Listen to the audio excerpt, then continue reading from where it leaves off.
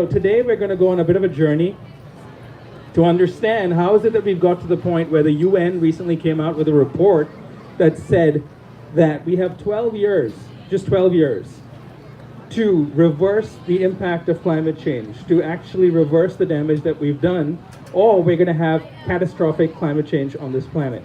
We have 12 years to fix the problem that we've created, and if we don't do that, it's too late. 12 years is only 2030. Most of us are going to be alive by then, I hope.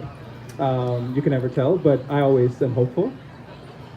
So how did we get to this point? That's really the question, right? And we're going to go on this journey together, but I'd like to understand first who's listening. So if you don't mind, I'll ask you a few questions. And there's no judgments. Put your hands up if the answer is yes to any of the questions, okay? Who here eats meat?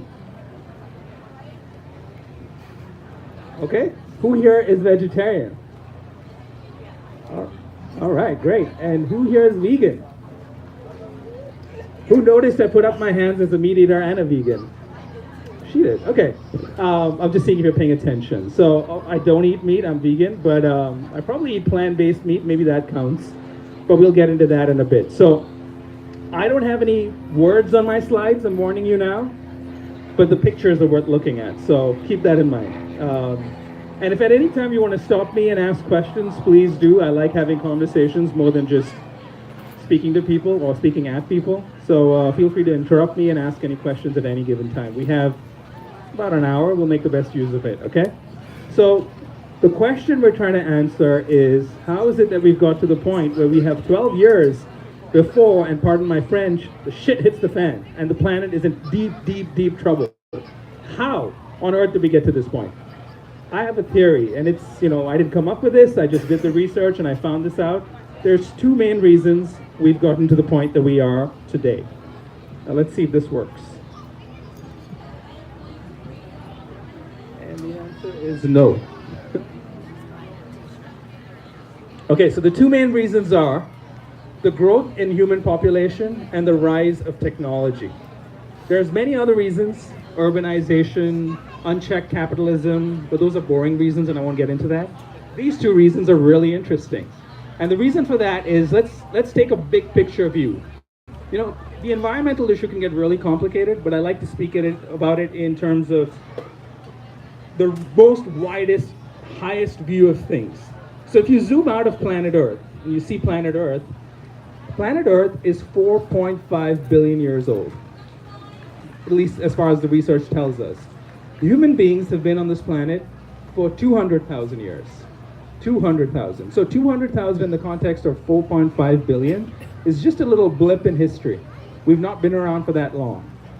And the other interesting fact is that for the first 200,000 years that we were on this planet, things were kind of okay. No one heard about climate change. There was no disaster regarding deforestation or ocean acidification. Those things didn't even exist. But something changed in the last 200 years. And if you look at what changed, it took us 200,000 years to reach a population of 1 billion people on the planet. 200,000 years. But it only took us 200 more years to reach a population of 7 billion. So obviously the population ballooned in a matter of 200 years. Secondly, in those same 200 years, we learned how to go from hand-driven methods of extracting natural resources to machine-driven methods. So in the last 200 years, we had the Industrial Revolution. And that impacted every industry. It impacted textile manufacturing, coal mining, and farming, of course. So that's what's happened in the last 200 years, and that's why we're at the point we are today. So let's look at farming a little closer, right? Most people understand or know something about farming. I'm going to tell you what changed in the last 200 years. So we went from using, and how technology is tied into it. We went from using fire and axes to cut down forests, to make room to grow crops and to farm animals. We use fire and axes. But now we use forest eliminating machines. They can destroy an entire forest within a matter of hours. Okay, we started doing that. Secondly, we went from a fishing net in the hand of a fisherman on a boat going out to sea to catch some fish to using multi-billion-dollar shipping vessels that are equipped with the latest military sonar technology capable of pinpointing the precise location of fish in the ocean and dredging up everything from the ocean floor, whether it's edible or not. Imagine that. That's a big change. And lastly, and most importantly, we went from a blade in the hand of a butcher in an idyllic little farm, possibly with a red barn, to mechanized butchery, deboning, and milking of animals. And at the heart of this entire problem is our animal agriculture industry. I think you heard in the previous talk, and you may have heard this before, but this industry is responsible for more greenhouse gas emissions than the entire transportation sector. That's more than all the buses, trucks, planes, boats, ships, Hummers, hybrid cars, whatever out there. Meat, dairy, and eggs, more greenhouse gas emissions than transportation. But why is that a problem? So you understood the population growth got us to this point. You understand how technology makes it easier for us to extract natural resources. The problem and the punchline to this not very funny joke is that we are now 7.5 billion people on the planet. It's the year 2018, and we are 7.5 billion people on the planet. And we're going to be nearly 10 billion people by the year 2050.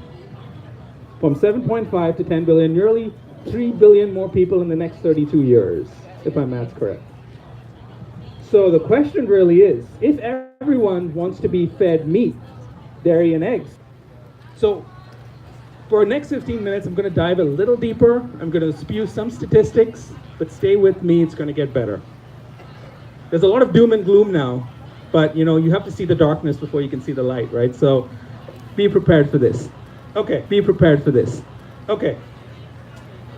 So in diving deeper about why we are in the situation we are today, I've got a fact for you, and just keep this in mind. 23% of all the fresh water on planet Earth is fed to livestock. 23%, while nearly 700 million people lack access to fresh water. I know it's not because they're all just drinking out of one tiny glass, so the people outside are getting locked out, but that actually is kind of the problem, you know, as funny and stupid as that sounds. If you look at planet Earth again, let's zoom out. Imagine planet Earth, your picture of planet Earth. It seems like there's a lot of water on planet Earth. 70% of the planet is water, but it's all salt water. The only fresh water on planet Earth is 2.5%. And we can only access 1% of that because most of it is trapped in the glaciers and the snowfields. And of course, when climate change happens, the glaciers will melt, but unfortunately, that'll turn into salt water, not fresh water. So we have very little fresh water. That's basically what you need to understand. And we're giving it all to farm animals. And the reason for that is that we, as genius as we are, human beings, realized people wanted meat, dairy, and eggs, and seafood. And they liked it cheap. People don't like paying a lot of money for food. So for the last 100 years, we've started figuring out how to grow animals at the cheapest possible cost and maximize the amount of animals we can produce as part of this system. So maximize output, minimize costs was basically the slogan of the meat industry. So what they started doing is genetically modifying animals. You may have heard of this. Animals are much fatter than they used to be. Chickens, for example, can't even stand on their own 2 feet anymore because they get so fat. They're pumped with antibiotics to keep them somewhat healthy. In fact, animals consume 80% of the world's antibiotics, farm animals, not humans. And most importantly, we realized, think of this, it's an industry. They want to make the most amount of money from the meat, dairy, and eggs. So they said, well, if we feed them corn and soy, they get fatter quickly. So we can slaughter them quicker. It's in the case of beef cattle, at least. So why am I bringing up soy and corn in the context of water? The reason for that is both these crops are very water intensive. And today in America, we're giving 47% of our soy to farm animals and 60% of our corn. So no, vegans aren't eating all the soy. Tofu is not the problem. It's farm animals.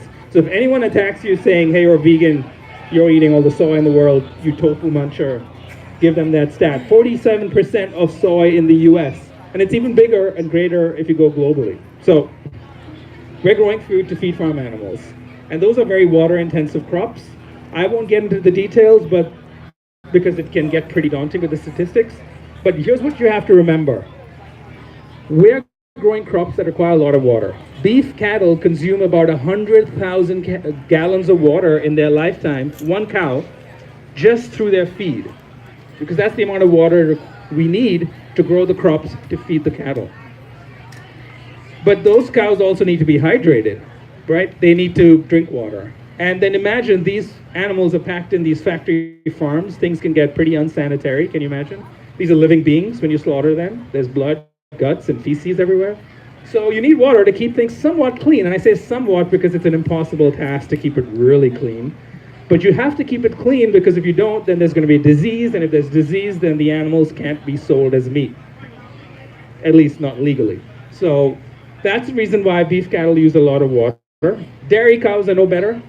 We've decided we're going to feed dairy cows alfalfa, which is high in protein and calcium and fiber, which allows dairy cows to do what they do best, which is endlessly produce milk. The dairy cow has one job in this country and around the world, is to be born and to produce the most amount of milk till they can't. And again, I want to give you the picture of a normal a farm today. It isn't a farmer sitting and milking the cow on most farms. In fact, 99% of dairy, milk, and eggs comes from factory farms. So the typical dairy farm is dairy cows hooked up to milking machines, and that's really how we impregnate them so that they can produce milk. Milk doesn't just magically come out of a dairy cow. So these places, again, so that puts a huge strain on the metabolism of the dairy cows. So they need to eat a lot of food, they need to drink a lot of water, and of course these places get pretty unsanitary because you're thinking of machines. Imagine all of us were hooked up to machines, extracting something from us. Things are going to go bad. You're going to get sick eventually. So they use a lot of water for that. The net result, the only thing you have to remember, is it takes 1,800 gallons of water to produce 1 pound of beef and 2,000 gallons of water to produce 1 gallon of milk. But that, what does that mean? What is 2,000 gallons of water? You can shower for an entire month with 2,000 gallons of water. Maybe you don't like showering. Okay, let me put it another way. And this is the part people don't understand, because everyone's talking about turning off the faucet and don't run too many cycles of laundry. I'm not saying that's bad, but I'm just going to give some context around that. The average American uses about 60 to 100 gallons of water for all their indoor activities. So brushing your teeth, flushing the toilet, doing the laundry, doing your dishes. 60 to 100 gallons of water. That's the average American. Now, if you eat a diet high in meat, dairy, and eggs, your daily water consumption through your food becomes 4,200 gallons of water. Such a huge jump. So as you understand, most of the water consumption is hidden in food because it's the crops that are using the water, it's the animals that are using the water, and then we're eating those animals or consuming their end products. But it doesn't end with water. As you can see, there's some grain on this photo as well. Here's a sad fact. You thought water was bad? Nearly 1 billion people go to bed hungry every night. And 40% of the grain that's grown on this planet is given to livestock, to feed livestock. That's because at any given time, there's 20 billion animals, farm animals on the planet. There's only 7.5 billion people. 20 billion farm animals, 7.5 billion people. Who's eating all our food? It's farm animals. So we're essentially growing food to feed our food. And what ends up happening as part of that process? We start wasting calories. So if you take 100 calories of grain and you run it through an animal and convert that into meat, dairy, or eggs, you lose a lot of calories. So let's take 100 calories. What does that convert into? You get 44 calories of milk, which may sound okay.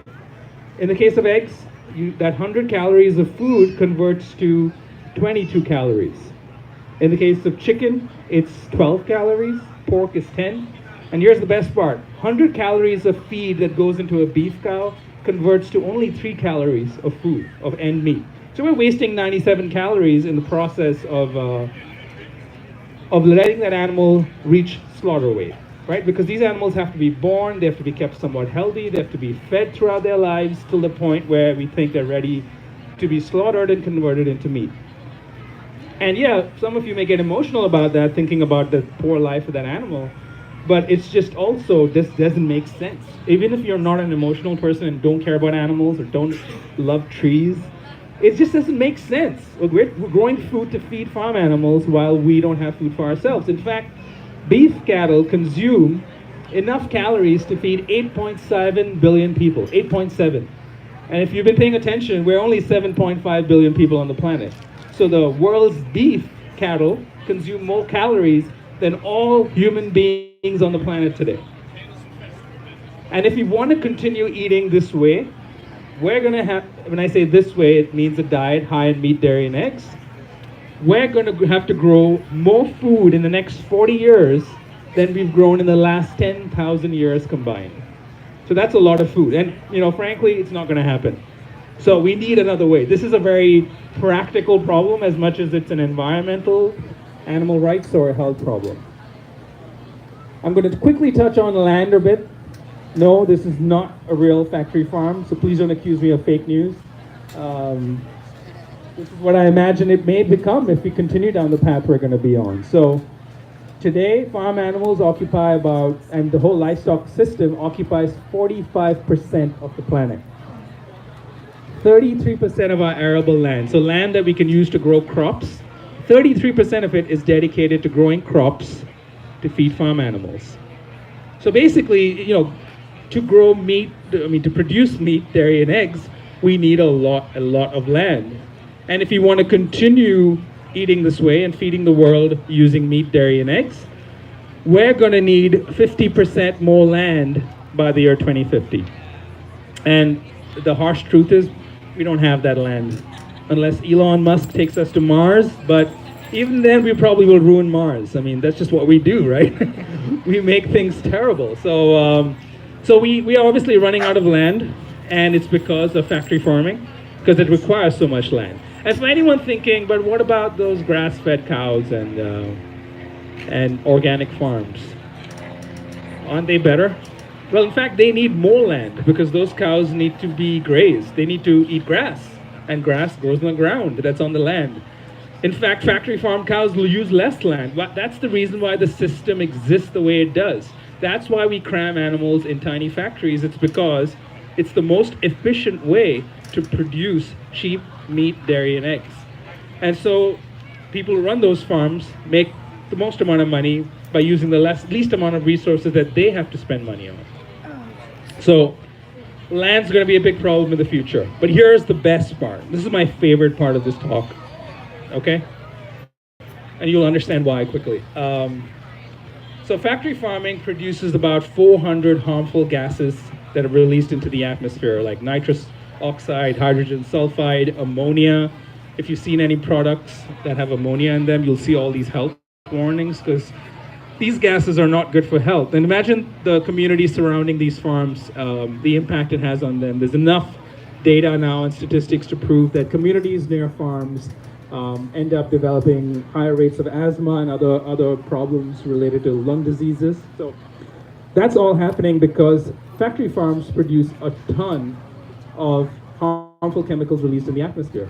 And as I said earlier, factory farms also release greenhouse gas emissions, so it's carbon dioxide, nitrous oxide, methane, which is what's causing greenhouse gas effect. And what happens when greenhouse gases are released into the atmosphere? They trap pollution in the air, because it creates this thick blanket which traps all the other pollution that we're causing with transportation and other problems, right? Including from the farms themselves. But it doesn't end with air pollution. So I wrote a book called Eat for the Planet, which is the name of this talk, obviously. And this is the book is not a very big book. It's 160 pages. It has a lot of pictures because I wanted it to be a book for people who hate books, which is most young people these days. So it's short and easy, but there's a lot in the book. But my favorite line in the book, the one I'm most proud of, you may not see this coming, but the line that I'm most proud of in the book is the first line in my chapter about pollution. The chapter is called Toxic Shocks. And the first line of that chapter is, and if you don't remember anything today, I want you to remember this. Okay, the first line of that chapter goes, where there's life, there's poop. Where there's life, there is poop. Remember that. I know Benjamin Franklin had this famous saying. He said, the only things that's certain in life are death and taxes. I'd like to add poop to that list because it's the reality. So you have, again, 20 billion farm animals. Imagine that. 7.5 billion people.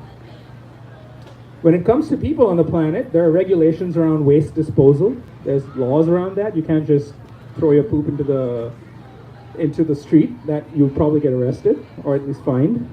But in the case of farm animals, there are no regulations about how you dispose of their feces. So 20 billion farm animals on the planet at any given point, they're all defecating.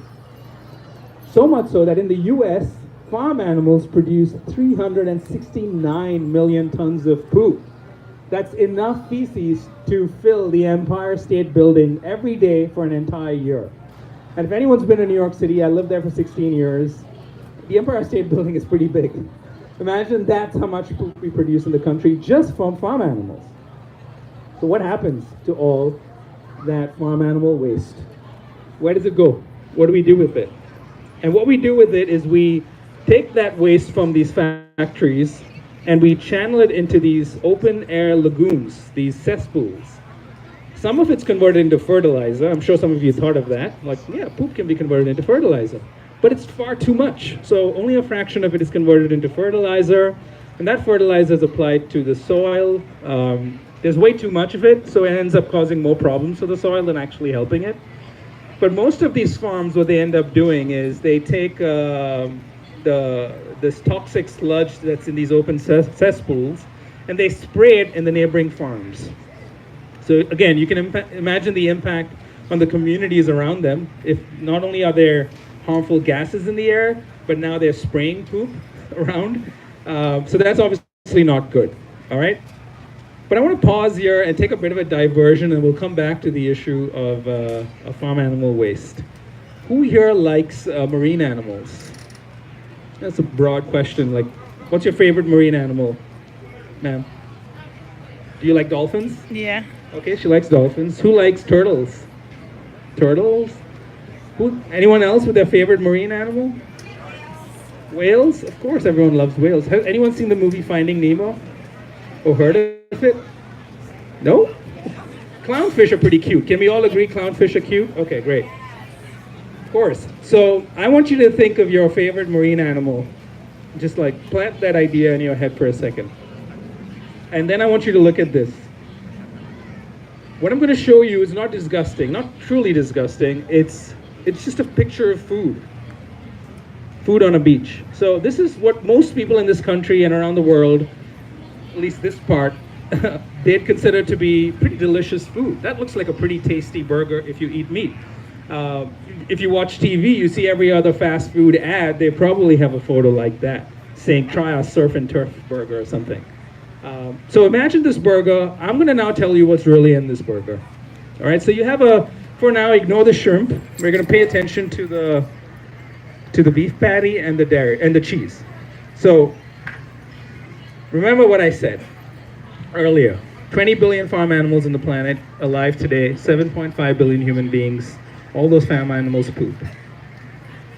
So that beef came from a cow that spent its short life to reach slaughter weight. That animal, what did that animal do for its entire life? It pooped. And why is that? Because where there's life, there's poop. All right, you're a great crowd. You're with me. Okay. So imagine how much feces that beef patty produced in its life before that became that burger. Think about that for a second, all right? And then that dairy, that cheese, which, everyone loves cheese, right? That came from a dairy cow. That dairy cow lived an entire life producing dairy, being milked in its entire life till the point where it couldn't do it anymore, and then they slaughtered that cow. That cow also produced poop its entire life. So let's get back to what happens to the poop. I did tell you that they spray it in the neighboring farms, but there's much more that happens with it. Because this toxic sludge that's full of nitrogen and phosphorus and other horrible chemicals and things that you would never want to breathe, this toxic sludge from the open cesspools start leaking into the neighboring rivers and lakes and eventually find their way into the ocean. That's exactly what happens with toxic sludge or feces from factory farms. And what happens when this toxic poop-infested water ends up in your river or your lake or even the ocean. And I'm going to get slightly scientific, but only for a couple of minutes, or a couple of seconds actually. So at this toxic sludge, when you basically put poop into rivers, lakes, and oceans, it creates a phenomenon called an algae bloom, where there's an overabundance of algae in the water. Because of all the nitrogen, the ammonia in the poop, it causes an algae bloom. And what happens when you have an algae bloom? So algae kind of infests the water. How do algae survive? They suck up all the oxygen in the water. And when they suck up all the oxygen in the water, who else needs the oxygen in the water? It's your clownfish, Nemo, and it's your whales, and it's your dolphins and the turtles. So, and this is a real phenomena that happens, is when there's an overabundance of algae in the water, the fish die. All the marine life die. And you may have heard there have been mass fish deaths across the country and around the world. It's largely because of algae blooms. And the phenomena is actually concept called the dead zone. And I see a poster up there in that tent about dead zones, so you could probably read more about it there. There are about 400 dead zones in our oceans around the world. Most of them are around the coast of America, or Europe, or China. And guess what? It's all near industrial farming sites. So not a coincidence after all. But that's not the only way we're killing Nemo. We're killing Nemo and every other favorite marine animal that you have in other ways. So this whole system creates more greenhouse gas emissions than the entire transportation sector. So we have an excess of carbon dioxide in the air. The beauty of our oceans, you know what our oceans do? They're a carbon sink. They absorb excessive carbon dioxide in the atmosphere. So what ends up happening, because there's so much carbon dioxide in the atmosphere, the oceans start to absorb it. The oceans start to become, the pH level in the water in the oceans starts to rise, so the oceans start to become acidic. That's a concept called ocean acidification. And when you have ocean acidification, something else happens. Again, this is just food, but look at the downstream impact. Do you really, when you look at a burger on a plate, do you think of this? Most people don't. I do, unfortunately. It doesn't make my life easy. I just don't, that's why I don't eat this. So, when the oceans become acidic, the coral reefs in the oceans, which are the rainforests of the oceans, they start to die off. A phenomenon called coral bleaching happens, which you may have heard of. And what happens when the coral reefs die? That's the natural habitat for clownfish and for other marine animals. They no longer have a home and they start dying off.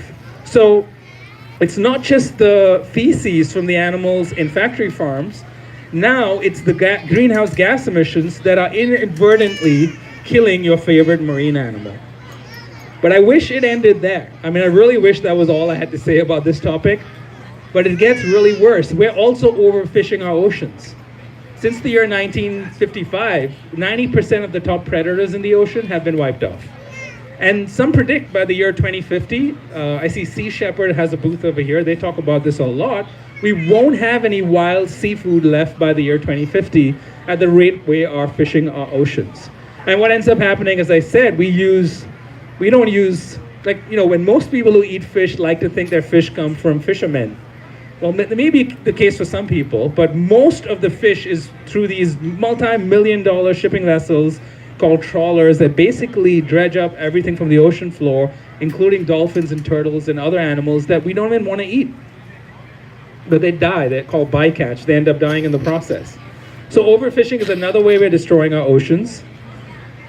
But wait, there's more. It's even worse. And that's why I have this slide with a burger on a beach, is because we may understand what eating meat does to our health and what it does to animals. We may understand what it does to rainforests, because those are things on the land. We see that happening. We know, like, if you want to create a farm to grow corn and soy to feed a farm animal, you've got to cut down a forest.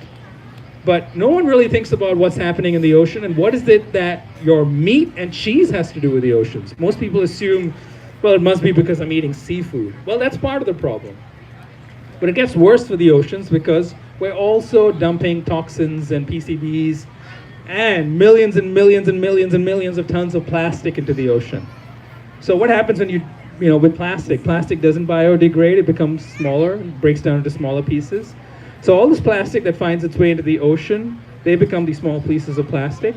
the fish mistake the plastic to be food and start eating the plastic. And then we fish the fish and then we eat the fish. Basically, we're eating plastic. So, I mean, that's karma works in amazing ways. So if you're eating fish, not only are you eating toxins and PCBs and pollution, basically, and high levels of mercury, you're possibly eating plastic. In fact, a new report came out that said that there's possibly plastic even in sea salt. Like, is nothing safe anymore? So we won't get into plastic. It's a whole different issue, and I can go on talking about that for hours, but I won't because we've got more to talk about here. So plastic is also destroying our oceans, and that's the reason we're at the point where we're currently in the mix of the 6th mass extinction on the planet. We're seeing the fastest die-off of species since the dinosaurs, which was 65 billion years ago, 65 million years ago. And since the year 1970, I think, we've seen a 58% decline in all fish, birds, mammals, and reptiles on the planet. Read about it. Go Google 6th extinction, and you will find out that currently the planet is experiencing a mass extinction event. So the other thing to keep in mind, while the previous 5 extinctions were all caused by natural disasters, this one's been caused by us. So forget what anyone else is saying about climate change and global warming and whatever else that everyone seems to be debating about. These are the hard facts, that we're inadvertently, in more ways than just greenhouse gas emissions, destroying our natural resources and inadvertently killing other animals. And a quick point before I move on from this doom and gloom, and maybe tell you that there's some good news. I want you to think about forests for a second. Like, I don't know how many of you consider yourselves to be nature lovers, but most people live in concrete jungles these days. As I said, I lived in Manhattan for 16 years. In New York City, doesn't get more concrete than that. And, you know, they say when a tree falls in the forest and no one hears it, has it really fallen? Oh, let me tell you this. When you destroy a rainforest to make room for livestock, you're going to hear it. You're going to feel it. And the reason for that is when you destroy a tree, you lose much more than just wood or leaves or a beautiful living thing. That's because here's where humans get it wrong again. We're destroying our oceans, which is our defense against greenhouse gas emissions because they absorb carbon. We're also destroying our forests. And what do trees do? I'm sure most of you have been to school and have learned this lesson. Trees absorb carbon dioxide and they give out oxygen. Who needs oxygen? We do. And every other species on the planet needs oxygen. So a tree and a forest, especially our rainforest, is our best defense against climate change. And we're cutting them down to make more room for cows or for food for cows. So not only are we cutting down our defenses, we're replacing it with a system that is making the problem worse. So next time someone thinks about deforestation, you've got to think about the fact that this is all interconnected. And my goal here today is just to help you understand that the environmental issue can seem kind of complicated and seem very research heavy and scientific. You don't have to remember much. All you have to remember is we are 7.5 billion people on the planet. We're going to be 10 billion. The food we rely on that comes from factory farms, we can't keep producing that food without destroying our natural resources, without destroying our life support systems, the rainforests and our oceans. Because if you destroy the rainforests and our oceans, as Captain Paul Watson from Sea Shepherd famously says, if the oceans die, we die. And that's just a reality. This is not about being an environmentalist, a tree hugger, nothing. It's just a fact. We need the oceans and we need the forests. You guys all look really sad. So I'm gonna give you some good news. There is some good news. The good news is actually really good. The good news is we have hope. And there's a simple solution to all of it. And the simple solution is don't eat anything that poops. It's as simple as that, right? Or don't eat anything that comes from something that poops. It's as simple. I don't know why I keep bringing up poop, but I'm going to stop now. And here's why. Because if you eat plant-based for a day, you save 1,500 gallons of water. If everyone in the world decided, let's go vegan, right? If everyone comes to this Veg Fest and heard Jenna talk earlier and heard some of the other amazing speakers and are like, I'm down with this vegan thing. It seems kind of cool and the people here seem really nice. So if everyone decided to go vegan, we could redirect enough grain from our livestock system to feed an additional 4 billion people. An additional 4 billion people. We could solve world hunger right now if we wanted to. And anyone here who is trying to eat this way is helping to solve world hunger. If we all ate vegan, we could cut our carbon emissions by 50%. We could solve climate change. We could actually do what the UN is saying we need to do in the next 12 years, but everyone's scrambling around figuring out what should we do? Should we buy electric cars? I don't have money for a Tesla. No, just change what you put on your plate. It's as simple as that. Change what you put on your plate and you will save the world. It's as easy as that. And we will save land. We will be able to reforest this land we're wasting to grow corn and soy. We'll be able to grow food to feed people. We will cut down on pollution. We will stop ruining our oceans. We'll finally save Nemo. We will be able to fix all the problems that are affecting the planet today. And it only starts with what you put on your plate 3 or more times a day. It's as simple as that. And I mean, look at the food over here. It's so easy. It's so easy. The food is amazing. And it's just a simple solution. So I believe that everyone can do it. And I know not everyone here is necessarily vegan. And I don't tell everyone to be vegan. And that may sound counterintuitive, but here's the reason why. I was a meat eater 8 years ago. I know how tough it is to give up what you love to eat. So instead of telling people that you're a terrible human being, go vegan tomorrow, you're destroying.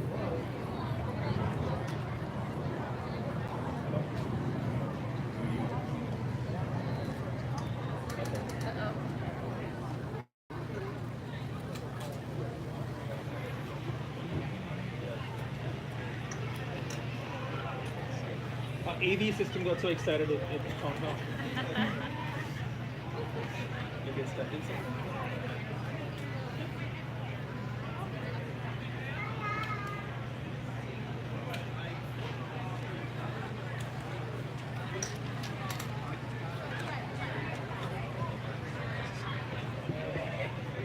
Hello? Oh! Can you get the slides on? Okay, I'll talk while the slides come back on. So here's the solution.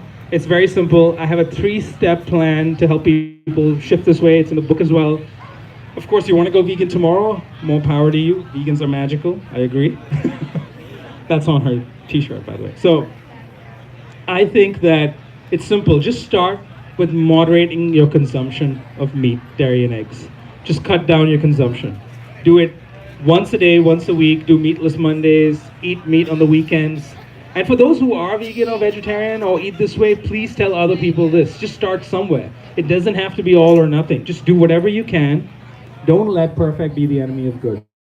So cut down on meat consumption is the first step that you should do. Secondly, and this is where all these amazing vendors here come in, is that start replacing the things that you typically buy when you go to the grocery store. So the things that you have in your pantry or your refrigerator, when you go to the grocery store, look for things that are plant-based. So you want to eat butter, you want to buy mayo, look for a plant-based mayo or plant-based butter. You can now get burgers and bacon and sausages and nearly every snacks and beverages. Everything you would want to eat is now available in plant-based form. Just go to the grocery store and try to find it. Make an effort to replace what you're eating. This festival here is a great example of that. You can find and discover products here that can replace something in your pantry or refrigerator. So I tell people like, oh, you love fried chicken or you love bacon, that's the reason you'll never go vegan. So then why is your mayo not plant-based? Like there's no reason your mayo has to contain eggs in it. So start somewhere, and that eventually is going to lead to bigger changes. And the last and most important one is try to eat whole plant-based foods. Crowd your plates with more vegetables. That's always good for you. It's good for your health. It's good for the planet. So eat more whole fruits and vegetables. Try to buy local, and the reason for that is that so that you're not buying vegetables and fruits that are now hauled across the country, causing more greenhouse gas emissions. Go to your local farmer's market if you have one. Go to your local grocery store and look for stickers that say locally grown. Try to buy organic if you can afford it. It's always better to buy produce that isn't sprayed with toxins and pesticides that are bad for the environment, but also bad for your health. And eat seasonal. That's a simple trick. So start somewhere. There's no excuse not to try. I mean, if you really care about the future, I mean, if you have kids or you have grandkids or you have nieces and nephews, like just imagine the world that they're going to come into in 30 years. And if they found out that you were alive and capable at a time when we still had a chance to reverse the damage that we've done. And the way to do that was to just eat really delicious plant-based food instead of eating meat, dairy, and eggs. And we didn't do it. Do you want to be that person who didn't make that choice? Who, when we could actually make a difference, we chose to do nothing? So start somewhere, please. Like, you don't have to go all the way. That's why I'm here, really, is that I don't spend too much time actually talking about the problem anymore. It may sound crazy because I spent the last 40 minutes talking about the problem, but I think the problem is important to understand so that so you know where we are at now, where the solution is easy and people are actually getting it. So here's where things get really interesting, and here's where things are really uplifting and exciting when you look at the future. In America, 39% of Americans claim that they're trying to eat more plant-based. In fact, 36% of Americans are eating plant-based meats, the Impossible Burger, the Beyond Burger, or other plant-based meats out there. And the best part is most of those people who buy those products, 70% of them, are meat eaters. So change is happening. And the younger generation, I think, is driving a lot of this change. Recent statistics I read, 1 out of 3 meals eaten by a millennial is meatless. So I think the younger generation just gets it. They look past all the bullshit of advertising on TV and all the bullshit you've been fed about what's good and bad about the world in general. And they're like, tell me the truth, or I'm gonna go find it on social media. And they're finding the truth. And the truth is that this plant-based food or vegan food is the right food to eat. And it's not this weird hippie, lefty, granola munching community of people that eat it. Everyone is eating it now. Not that I have anything against granola munching hippies, okay? Just for the record. They're amazing people too. And here's where it gets even better, right? Firstly, people want to eat it, but now there's this whole new plant-based food industry that's rising. So I launched a podcast last year called Eat for the Planet before I released my book. And the book really talks about the problem and then gives a quick solution in the end. But I felt like I needed to talk more about the solution. So the podcast, I really talked to, as Jenna would put it, solutionaries. I talk to people who are working on solving the problem. So it's entrepreneurs, so CEOs of companies like Beyond Meat, investors who are pumping millions of dollars. Just last week, I spoke to Susie Amos Cameron, who's James Cameron's wife. He's a famous Hollywood director. They're both vegan, and they're both trying to do work to encourage other people to go vegan. In fact, the news, I'm going to give you some inside news. Actually, she said this on the podcast, so it's not secret.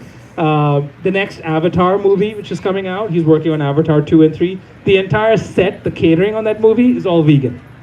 So everyone's starting to get it. They also run a school that's entirely vegan. Anyway, so we have an industry that's rising right now. So if you look at what's happened in most grocery stores, if you haven't noticed, plant-based milks are crowding out the dairy aisle. In fact, they account for about 13% of sales of liquid milk right now. It's almond milk and cashew milk and oat milk and other kinds of nut milk.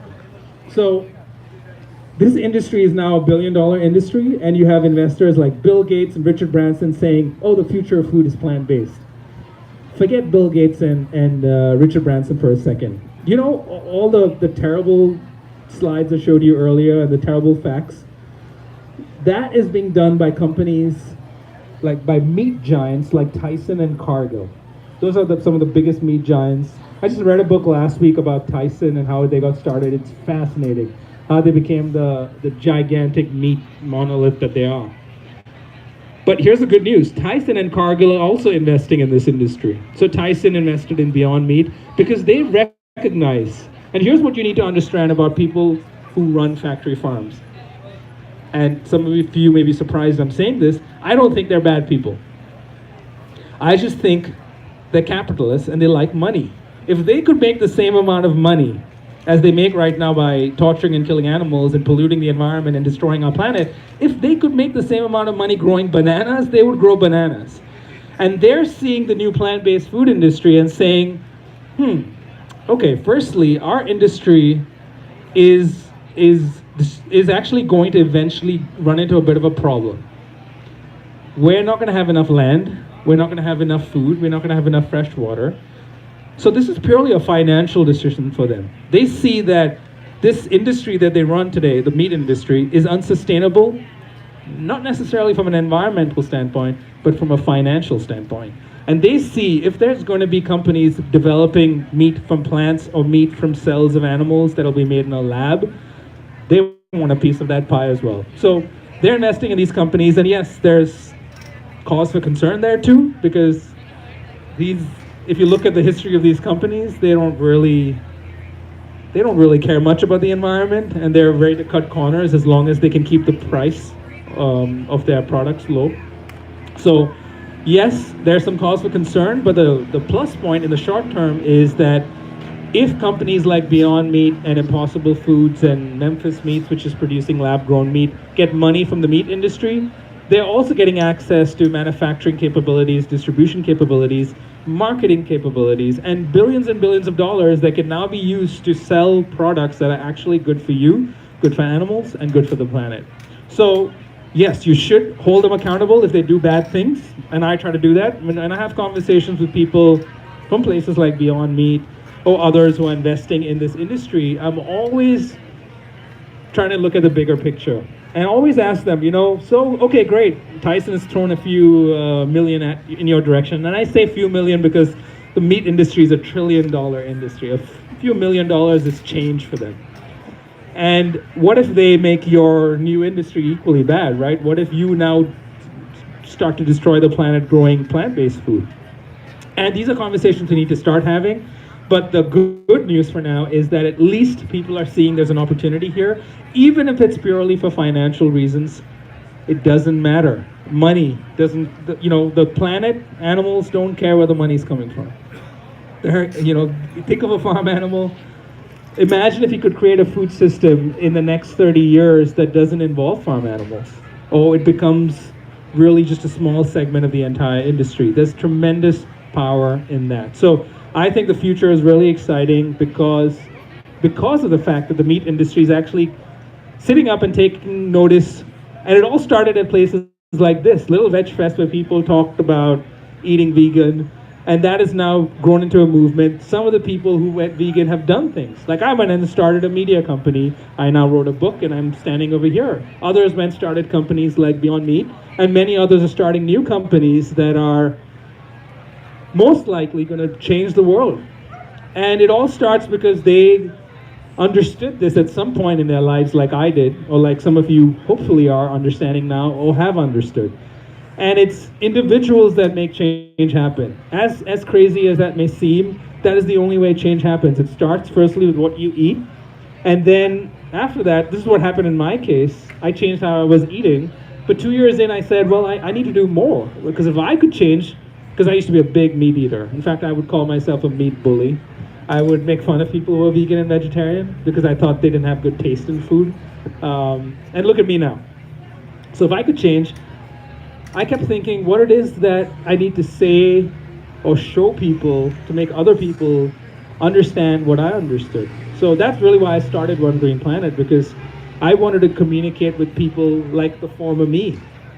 And that's the reason why I wrote a book, which doesn't have too much text and has more photos, because that's the kind of books I like to read, at least. So, and I started the podcast because I really think it's interesting to have conversations with people who are doing big, impactful things. So each one of you has the power to do whatever you want to do, right? Change the food on your plate, start there. If you want to end there, that's perfect. That's good enough. But if you want to do more, you want to organize events, you want to go start a food company, there are resources out there that can make that easy. In fact, there's millions and millions of dollars now flowing into this industry. And I'm not just making that up. I talk to people daily who are saying this is, and this may sound crazy, but they're like, the next 5 or 10 years is going to be the gold rush in the plant-based space. And everyone wants to be a part of it because they see this is the only way to feed the world. And of course, if it's the only way to feed the world, and the world runs in a system called capitalism, then there's a lot of money to be made as well. So, hey, that's the reason why you do it. I don't care, as long as it's leading to a positive outcome by the year 2050. So, I'm just going to leave you with a few parting thoughts. This is the book I've been referencing. It's called Eat for the Planet. It has a lot of the statistics and the other stuff I talked about early in the talk today. But if you want to remember 3 things that you can do as an individual that can make a difference. First, choose all plant-based or predominantly plant-based foods. It's that simple. Do that in your life. Eat mostly plants. If you want to eat bacon once in a while, do it. But your rule needs to be, I'm eating mostly plants. Secondly, try to convince your local grocery stores, food manufacturers, and others to offer, or restaurants even, to offer more plant-based options. That's the second thing you can do. And third, and we don't have enough time to get into the convoluted details of this, but talk to your government representatives about making sure that we don't have a policy framework that disadvantages the plant-based food industry versus the meat industry. The reason everyone eats meat in this country, and the reason why in most parts of this country it's cheaper to buy a Happy Meal than it is to go buy a head of lettuce, is because the industry is kept artificially low through things like subsidies and checkoff programs and other policies. And I could go into the history of subsidies. It's pretty fascinating, actually. It's not as evil as you think it is. I'll just quickly give you a quick fact about subsidies and how they came about. Is because we wanted to keep the price of food low, because people hate it when the price of food goes high. And people wanted meat, and they wanted cheap meat. But farmers also needed to get paid, because if you keep producing a lot of meat and people want it cheap, there's no way to keep that demand and supply balance going. So they came up with subsidies as a way to give farmers a living wage while also giving people what they want, which is cheap food. And there's another reason for it, and this is just the best part about America, in my opinion. It's, we're so smart. We realize that if you keep the price of meat, dairy, and eggs low, and everyone wants meat, dairy, and eggs, then people will use their income to buy other luxury goods. And that keeps the economy flowing. And that keeps the country prosperous. So this isn't, I like to take the emotion out of it. This isn't evil. The evil people didn't make these decisions. People did what they thought was right based on one key driver is they wanted to make money, and they wanted to be successful, and they wanted to provide for their families. That's how even companies like Tyson came about. It was actually a family business. So, but here we are today, and I think you all can make a difference, but the policies that we have do have to change, but I won't go into details on that.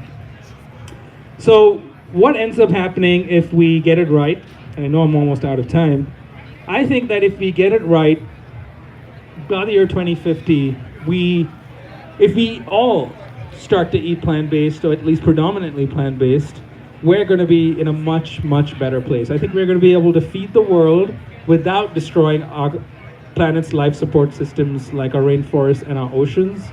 I think people will eat less meat, if not no meat. They will eat more plant-based foods because that will just become the default choice. You will walk into a McDonald's, much like you can walk into TGIF today and get a Beyond Burger, or White Castle, you can get an Impossible Burger.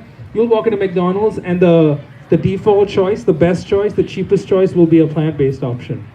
And I think we'll use technology to actually improve our lives and make food convenient instead of making cheap, fast, unhealthy food. And I think that's the interesting thing that's happening with technology now. And lastly, if you get it all right, I think in the year 2050, thanks to all of you, because you've heard this now, you've got to tell everyone, is in the year 2050, we'll have a happier population, a healthier population that'll be living in harmony with the planet that we're on. So I really appreciate all the time and attention, and thanks for having me out here. If you want more details, if you go to the website URL below, you will learn about the podcast and the book. If you want to talk to me after, I'm around for a few hours. Any help I can provide, if anyone, especially someone who's entrepreneurial, I love helping people who are building things, because that's how change happens. You don't sit around and complain. Apathy will solve nothing. Watching TV and sitting on the couch is going to get us nowhere. So I try not to complain. Instead, I use that energy to create things. And I encourage all of you to do the same. Thank you.